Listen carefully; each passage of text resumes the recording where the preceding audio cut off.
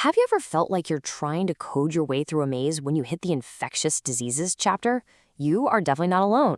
Chapter 1 of the ICD-10-CM can be tricky, but today we're going to give you the map to get through it.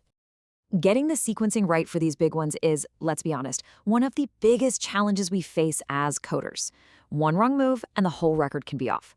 But we're going to break it all down so you can nail that sequence every single time. So here's our game plan for conquering Chapter 1. We'll start with the foundational rules, then we'll do a deep dive into HIV and sepsis. After that, we'll tackle drug resistance, cover some modern viruses, and then wrap it all up with a handy little cheat sheet at the end. Okay, let's start at the beginning. Chapter 1, which covers codes A00 all the way to B99, has this core principle that's actually a huge departure from the standard inpatient guidelines. And you know what? Understanding this one thing is the key to getting everything else right. Here it is, the #1 rule for so many of the heavy hitters in this chapter. You only code confirmed cases. Now, confirmation is a little different here. Unlike other situations where you're waiting on lab results for things like HIV or COVID-19, if the provider writes it down in their diagnostic statement, that's it. That's all you need. It really puts the trust in their clinical judgment and streamlines the whole process. So let's take that confirmation idea and apply it to our first deep dive, HIV. When you're coding HIV, sequencing isn't just important, it is everything. The logic really comes down to one simple question. Why is the patient here today? The logic is really this simple two-step process. Your principal diagnosis, that first code you list, it tells the story of the admission. So if the story is about an HIV-related illness, well, B20 is your main character and it comes first. But if the story is about, say, a broken leg from a fall, the fracture code gets top billing, and B20 plays a supporting role as a secondary code.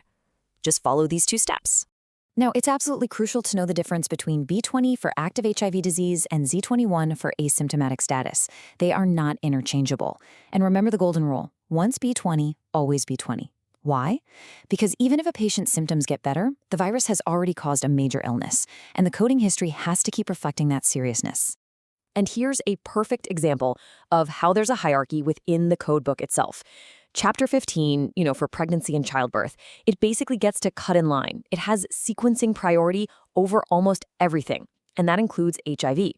So for a pregnant patient who also has an HIV-related illness, the O code from Chapter 15 always comes first because the pregnancy is driving the patient's care. All right, let's shift gears and tackle what is, without a doubt, the most complex and high-stakes topic in this chapter, sepsis. The documentation can be a real headache, I know, but the coding logic is actually very systematic. We're going to break it down into a really clear, manageable framework. First things first, what exactly is sepsis, according to the guidelines? Well, it's the body's over-the-top, life-threatening response to an infection. For coding, if the chart just says sepsis, but doesn't name the bug causing it, your go-to starting point is A41.9. This table right here is your roadmap. Seriously, just look at the pattern. What's the very first thing you see in every single row? The underlying systemic infection. You always start there. Then, for severe sepsis, as you can see, you add R65.2, and then you code any organ dysfunction that's going on. And for septic shock, it's the same logic. You just use the more specific code, R65.21. It just builds on itself. This is so important. You can never, ever assume that an organ dysfunction is related to sepsis. It has to be documented clearly. The same goes for those vague terms like urosepsis. You have to send a query. Why? Because getting this right directly impacts patient safety data, quality scores, and reimbursement. Clarity is everything here. All right, next up, another common snag, MRSA, or methicillin-resistant Staphylococcus aureus. The coding for MRSA really boils down to one simple question. Is there a combination code for this condition? So, the main takeaway here is to always check your code's description first. Look at the left column. A code like J15.212 for MRSA pneumonia is what we call a combination code. It bundles the infection and the organism together.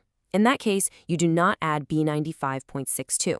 But as you can see on the right, for something like a UTI, you code the infection first, and then you add B95.62 to specify that it's MRSA. It's also really important to know the difference between an active MRSA infection and just MRSA colonization. A patient can be a carrier, meaning the bacteria is on their body, but it's not actually making them sick. That's a status, and we code it with Z22.322. It's clinically a very different situation from an active infection that needs treatment. Okay, to wrap things up, let's talk about the specific guidelines for two viruses you're probably seeing all the time these days, Zika and COVID-19. And we've come full circle, back to that rule we started with. You only code confirmed cases for both Zika and COVID-19.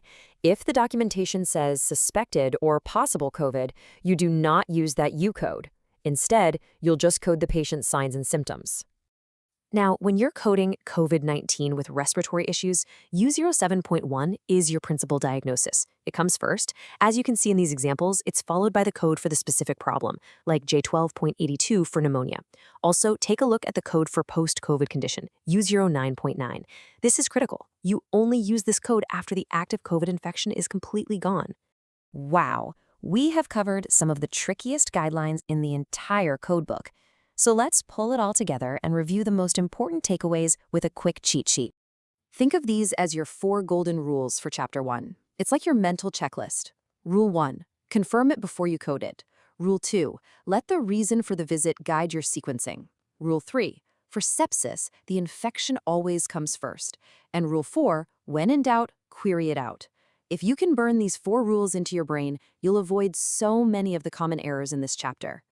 So there you have it. You now have the framework and the key rules to really tackle even the most complex infectious disease charts with total confidence. The logic is all there. It's just a matter of applying it, step by step.